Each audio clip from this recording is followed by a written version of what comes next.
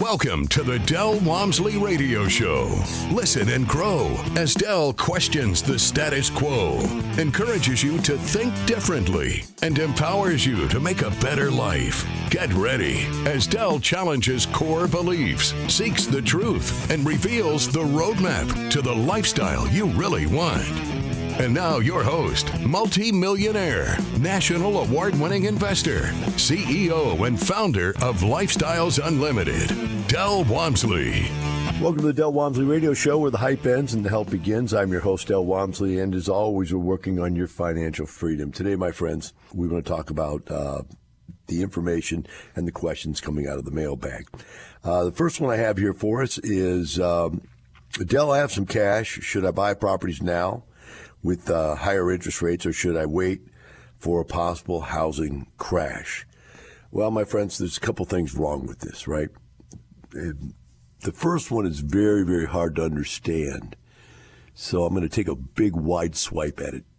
And if I miss with the baseball bat and strike, that's your loss. But here we go. The bottom line is, guys, I'm out there right now, and I've got 4 or 5 different deals I'm looking at, and quite honestly, I want to buy 4 of the 5 deals I'm looking at. I mean, they're that good. They haven't been good. In the last 5 years, they haven't been that good, but now they're that good. So, first of all, the premise: should I wait for there to be a recession? Last time there was a massive recession in 2008, I started buying when $35,000 properties were selling for $25,000. Nobody saw it as a recession yet, although they did see that we were in the exact same position we're in right now. So most people were wait and see. I made $3 million on that property I bought at that particular time, which was the first one I bought into the recession. From that point on, the prices did start to go down further. What's interesting, though, and this is really the most important part of this whole thing, is that the people that were afraid to buy yet, that wanted to wait until the prices went down, when the prices went down, they couldn't buy because they weren't fast enough. The people that had already got in and bought something, the brokers were just bringing them the deals. And also, many other people were not prepared to buy at that time. In other words, once you get scared and once you start thinking, I'm going to wait for the bottom, I'm going to wait for the bottom, I'm going to wait for the bottom, because the thing, it's still falling. And if it's 10% down right now, I know it's between 10 and 15% down from where it was a year ago. That's at least, I'm looking at stuff 20% below a year ago. If you're looking at 20% below and you're thinking, okay, I've seen it come down now 20%, it might go down another 20%. Well, it might, but the bottom line is you didn't get in at the 20% down. You may then, once it goes down another 10, 5, 10, 20%, you might go, well, there's more, because you don't know when a recession is shifting. You don't know, because like the Fed right now is giving the notice they're going to go up in the interest rates at least one more time. That's the way they're hinting, they're leaning. So prices probably are going to go down a little bit more. But the problem is, the second they do that and they say, okay, now we're where we want to be, inflation is in check, then the recession's gone, and you missed it, and you didn't get that 20% off price. That becomes 25% off if you wait, if you just keep buying into the downward spin. And 25% price difference is massive. It is massive, right? And if you can go out there and buy stuff, now remember, even when there's a recession, there's people like myself that are not losing their real estate. We have purchased it at good prices. It's operationally functional, it makes money, and just because there's a recession doesn't mean that property is not making money. I have many assets that if there was a recession tomorrow, they'd still make money. In fact, all of them would, the way my portfolio is designed.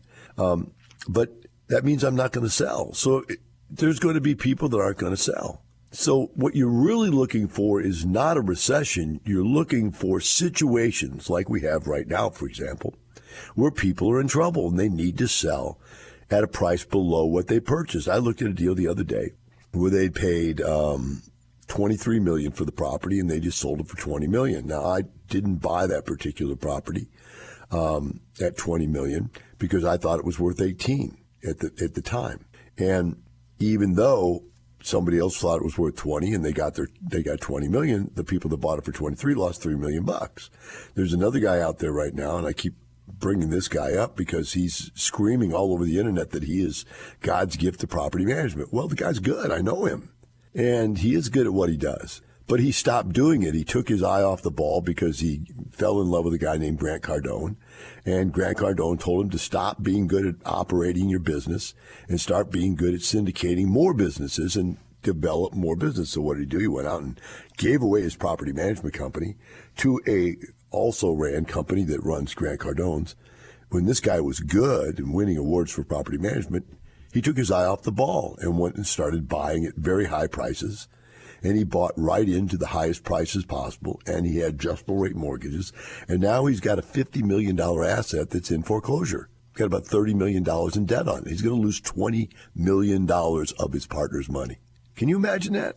And this guy is a guy all over the internet screaming how loud, as loud as he can, how good he is. If that's not the recession already in place for you, these people that are losing these large chunks of money, the point I'm making to you is wait for a recession. It's not a recession we're looking for. It's opportunities to buy properties below market price. The second one we have in line here is goes something like this. It says, I'm a preferred member, and I also have a passive position in a deal outside of Lifestyles Unlimited in Indiana. The lead is about to close on a Freddie Mac refi and has still not been informed of the LTV amount, loan to value amount, for those that don't know what that means. Is this normal as far as you know? No, this is absolutely not normal. And it tells me that the lead that you're doing the deal with is probably not happy with what they're offering him, or they're going to pin him up against the back of a wall. In other words, what happens is that when you're trying to get a loan, and if he's doing a refi, it's probably because he's in some type of adjustable rate mortgage that's about to kill him. And I'm just reading into this, right? Because it's what's going on out there right now. And so you got to refi out of these adjustable rate mortgages because they're at 8.5% interest right now. And so the bank knows you're up against the wall. And what they're doing is they're saying, look, when you bought this, maybe you put 20% down, maybe you put 30% down, you maybe even put 40% down. But right now, these properties, their values have gone down so much that your property that you own isn't worth what it was worth when you bought it. So the amount of down payment you put down, which creates the loan to value. For example, if you're borrowing $1 million and you put down $200,000, your loan is $800,000. Your loan to value is 80%. But right now, whatever you came in on, an 80% loan, a 70% loan, or even a 60% loan, many of the loans right now, because the properties have dropped so much in value, the only loan we can give you is 50. I've even seen as low as 45% loan to value of what they're saying the property's worth. This is scary. This is very scary. And so what they do is they know they want the loan. They want the points and the commissions and the fees. This is the mortgage company wants the loan. But they know that there's other competition out there, and they know that you're up against a wall. So they will push you till the point where you are stuck. You either take the loan or you go out of business. And that's the only reason that they would not know, why the lead would not know what the loan to value is that they're offering him, because that's part of the rate and term sheet that you do before you even start the process. They give you a rate and term sheet, says this is what we'll give you, and you put down money to lock that in. So I don't know how this guy, well, I shouldn't say that. This is a passive. He doesn't know what's going on. I can see how this guy feels uncomfortable about this and doesn't understand why the lead would tell him that they don't even know what the loan is, because he's in the deal. His money's at risk. That's why he cares. Now, again, let's talk about this we did in the last segment.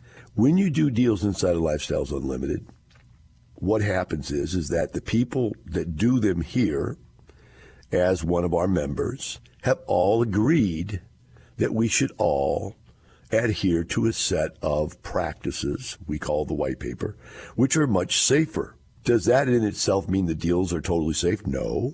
Does it mean that a lot of the shenanigans that are done outside of Lifestyles are not done. I would say in the majority of deals, that's the case. A lot of the shenanigan stuff that these syndicators pull off to make money, way more money for themselves and way less money for the passives, to put more risk into the deal and more money into their pocket, are all agreed. We all agree we're not going to do it to the passives. Now, at the same time, because we agree not to do it, doesn't mean that they don't do it. I've had Lifestyles members that were syndicators that have been horrible. And every time they won't follow the white paper. In fact, I was saying when I start doing my seminars, I always go to the back of the book. We haven't started yet. See that blank page there? Yeah. That blank page is there for you to write this down. Write this down in big letters in your own handwriting. I will not do what Dell says to do. Now, why do I have him write that in there? Because the deals that people do where they won't follow what I tell them to do are way riskier than the deals when you do what I tell you to do. They both have a level of risk to them. Don't get me wrong. It's real estate. This is the real world. But the level of risk is way higher. So some of my better leads, we call leads, syndicators leads here, because they've been certified through our lead program and because they've signed a document saying, I agree to adhere to the white paper. That just is a promise to the other members. We can't make them do it, right? We have no policing on their deals. We're not the SEC. We're not anything other than a group of people who all said, you know what, if we're going to do this stuff together, let's not cheat each other, right? And so when these people put these deals together and someone comes to me and goes, this guy's doing it completely wrong, I might ask the guy or one of my staff, I go, why are you doing that? And they may say, well, I'm going to do it my way, whatever, blah, blah, blah, blah, blah. Then we might ask them, you know what, if you're really going to do that and take that much risk, would you please just, leave Lifestyles Unlimited and go do that in the real world? The real world does that stuff all the time. They take that massive risk. And, you have the right to do that. We can't stop you from, you can't stop a person from being stupid. Let me put it to you that way. And people are stupid. They're greedy. They're stupid, they're arrogant. They get the Midas touch where they think everything they do will make money. And these deals are going down left and right out there, guys. I know another deal I'm looking at right now trying to buy. This deal had an offer to buy it for $50 million. $50 million. They had bought it for 40. They had an offer, they had bought it for 36. They had an offer to sell it for 50, and they didn't sell. They thought, well, we'll get way more than that. So now they're trying to sell it back in the 40s, in the low 40s. And that's just stupid. It just, let's call it what it is. It's stupid, right? But that's what they wanted to do. So now they're going to eke out the difference between 41 million and 42 million or 43 million or 44 million. Whatever they get, it's still 6 or 7 million less than what they could have got. Because of arrogance, because they thought they were so smart that they could outsell the market. But the market gave them a great offer at $50 million. But see, these people are not in Lifestyles Unlimited because they don't need education. They don't need consulting. They don't need someone to help them to make good, logical decisions because they're too smart for their own good. And there you have it. More failure based on lack of information. We'll be right back with the Del Walmsley Radio Show.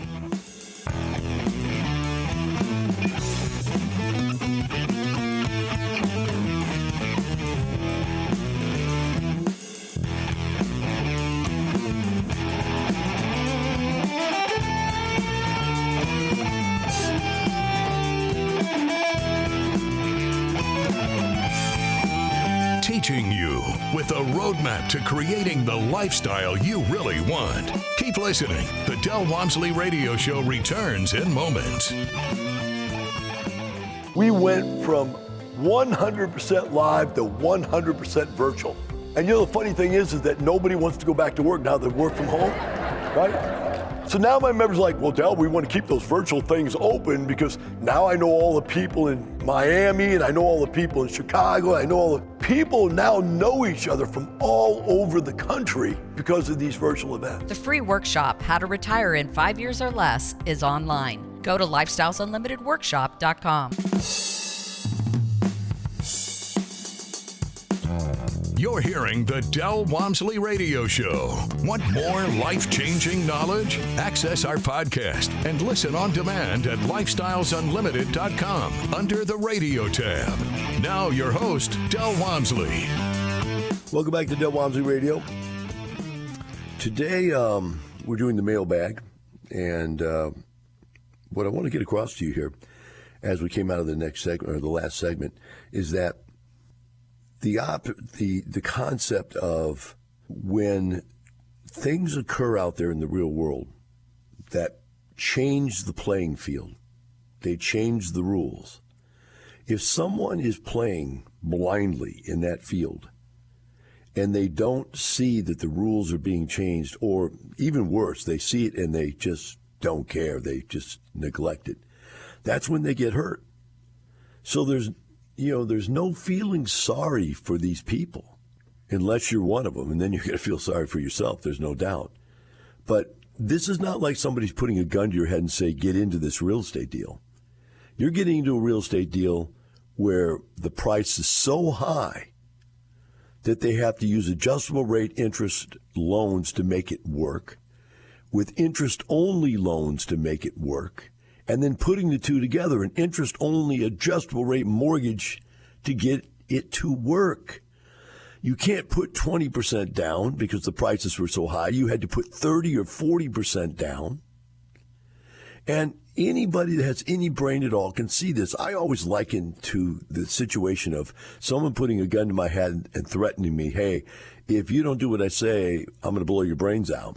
Give me all your money. And you pretty much have to give them all your money or they're going to blow your brains out. That's the stock market. You know, when it says I'm moving, they're moving instantly. And if it starts on its way down and drops 40%, you lose 40% overnight. They blew your brains out. But real estate doesn't move that fast. Real estate moves much slower. So, 3 years ago, it might have been 4, but at least 3 years ago, I started telling people to stop doing these adjustable rate mortgage deals. Now, the interest-only stuff was okay at the time. But when you combined interest-only with adjustable rate mortgage, you were just basically picking up a time bomb.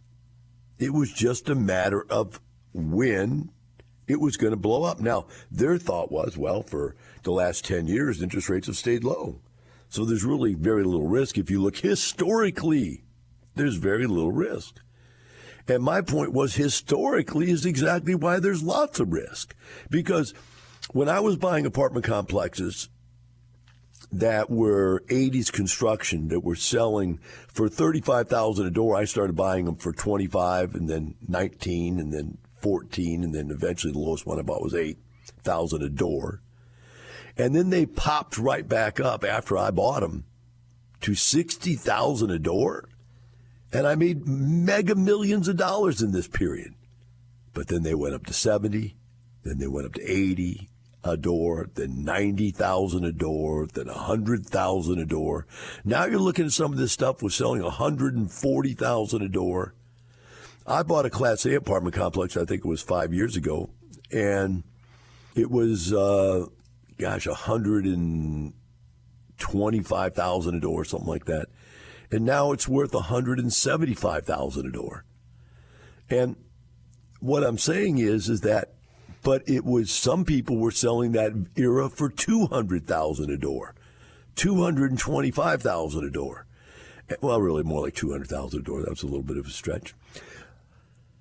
And people were buying it. And it's Class A.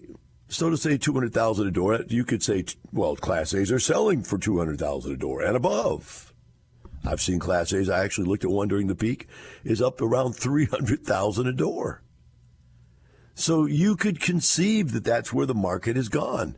But in my brain, because the financing, the banks wouldn't finance the deals. Now you say, well, they did finance them. No, they didn't. They put the risk back on the buyers. How so? First of all, we used to get 80% loans. They went from 80% loans. They went down to they went down to 75% loans. Then they went to 70% loans. Then they went to 65, then they went to 60, then they went to 55. Now they're down to 50% loans. So you could see it coming. Then they went to interest. They went to adjustable rate mortgages to be able to get the interest even another point lower. So you could buy something at a 4% or 3.5% interest rate, which was a phenomenal rate, yet people were buying it on an adjustable rate mortgage at only 2.7. To get that extra little bit, that extra half a point, they were taking that risk, which was insane. And I told them it was insane. So I have no sympathy for these people. Now I have empathy. I have empathy that they went into a deal with a syndicator that was an idiot, and they were paying way too much. So Chairman Powell, he did the right thing. Inflation is coming down. Things are getting better for consumers. Yet the people that did all the wrong things, that lost all the money, are not going to ever admit that they did something wrong. They're not going to admit that they took outrageous risks that they shouldn't have taken. And the next email that I received says, hey, Del, Thomas here. My wife and I spent Saturday and Sunday in the Houston 2-day. Our biggest concern with our current situation is gaining access to the equity we have in our home and the steps we need to take to make that leap. I believe we have around $130,000 in equity and would like to be able to invest in at least one single-family home. We looked into HELOCs. What would your advice be in this situation? I'm 45 years old. My wife's 36, and we are both nervous and excited. I decided to go to the program for ourselves and our 2 daughters. Okay, here's the deal. The way it works. What you're doing is you're working through the process I talked about the other day of getting your equity, your debt equity out of your assets, which is absolutely necessary. It's the first thing you need to do, is get that money out. Then the second step is make good investments with it. So logically, if you're going to put a loan in, a HELOC is good because you can borrow the money as a line of credit as you need it. So a HELOC is a good way to go about doing this. So you go find the deal you want. Let's talk about 2 possibilities. One, you've got the HELOC now. You put that on you pick up that extra debt and you have to pay that payment. You need to be able to afford that payment. When you go to look at the deals you're going to buy, you might get into a syndication where the lead investor, the syndicator, tells you that we're not going to pay distributions right away because we're going to clean the thing up, fix it up, and turn it around, then start paying distributions. And that might be a 6-month turnaround, a 12-month turnaround. I've gone as long as 18 months on one I bought that was completely empty. It was 320 units. It took a lot to turn it around. But you know that up front. So you've got to make sure you can afford to make those payments for that 6, 12, or 18 months. On the other hand, if you're going to buy a rent house, like this guy says, and by the way, for $130,000, you can buy more than one. I would suggest you're going to be buying 4 or 5 of them for that amount of money. So that's a really good thing. So let's say you go out there and you borrow this money out to buy these rent houses. All you have to make sure is that the positive cash flow is more than the payment. If the positive cash flow is more than the payment, then you're ahead of the game. 1, because it covers the whole payment. But not only that, 2, because you're getting principal reduction, which is a part of the payment. That's profit also, but you're not getting to see that. You're getting tax deductions. The profit you get is going to be tax-free, especially if you're stretched out with the HELOC loan tapped on top of it, right? So, and you need to make sure you get with your CPA and find out how to make sure that HELOC loan is considered a part of that rental property purchase and you can deduct that interest. I don't know how to do that because I've not used HELOC loans myself personally, but the bottom line is the loans I use get tagged as investment interest. That way you can write them off. So now you've got this situation where you bought an asset, maybe made $25,000 on acquisition gain, which is, instant equity. Secondly, then you're getting positive cash flow, which is tax-free because of depreciation. You've got principal reduction on the mortgage as that mortgage pays down. You got principal reduction on the HELOC as that loan pays down. And you've got property appreciation as the values go up. All that's going on for you at the same time. Those are all positive things. But the key is that positive cash flow is going to cover that payment from the HELOC loan. Now, is it ever possible you have a tenant move out and you've got 1 month where you're getting another tenant in and so on and so forth. Well, if you've done it the way I teach you, you're going to have a security deposit if somebody breaks the lease. If they do have a security deposit and they break the lease, you get that. So that covers that month's rent. Secondly, if you know someone is giving you notice they're going to move out, if you do it the way I teach you, you're going to rent the property before they even move out. You're going to have somebody ready to move in. So just as soon as the current tenant moves out, you're in there one weekend, you clean the house and get it ready to go and move the next guy in the next week or maybe a week and a half, who knows. So you only have a very small amount of downtime. And then that person pays you the first month's rent and at least 1 month's rent for the security deposit. It's not called 1 month's rent, by the way. It's called security deposit, but it's equal to an amount of money that's at least equal to 1 month rent. I used to get double, 2 months, 3 months on people that didn't have perfect credit. So you bring in a large chunk of cash all at once right there. And again, you're just putting that money over here in case you need it because they break the lease, because they do damage and so forth. You're not capturing that money as income right away. But that's okay because now you have security that with this tenant, you're not going to lose any money with them. And if you do it the way I teach, and you need to get to the classes and learn how to do it, and you need to follow the way I teach you to do it, then you're going to be able to be safe and secure, bar some catastrophic black swan event in your life or in the property's life or so on. The tenant may have a black swan event, destroy their life. That shouldn't blast you out of the water. That should not inhibit your long-term investment growth. But, you go through something and maybe you have a black swan event, and that can't be overcome in most cases in your life. That's why if you live in a glass house, man, don't throw rocks because stuff can go wrong. And, for me, I take risks, but I take slow, calculated risks. That's the difference between myself and most of these guys out there that I'm constantly talking about that are on the outside of lifestyles and or those people that were in lifestyles that stepped away. They step away from lifestyles because I'm very conservative. And they don't want to play conservative. They want to go out there and try to be billionaires. I love that song. I want to be a billionaire so flippin' bad. Yeah, you've all heard it. And they all want to be billionaires overnight. So they want to take massive amounts of risk, roll the dice, and see if they get there. That's not my style. Last question. Hi, Del. When and how did you learn about hard money loans and how to use them like you do instead of being freaked out about higher interest and avoiding them like I did? The beautiful thing is I was already rich by the time we had hard money loans because somebody came to me about hard money loans once I'd already started Lifestyles. I was already a millionaire, and they showed me how they work. And so we incorporated them. In fact, we promoted them. And at that point, now they're all over the place and everybody uses them. So I never really had that fear. All right, folks, remember this. It's not the money. It's the lifestyle. We'll see you tomorrow. Have a great day.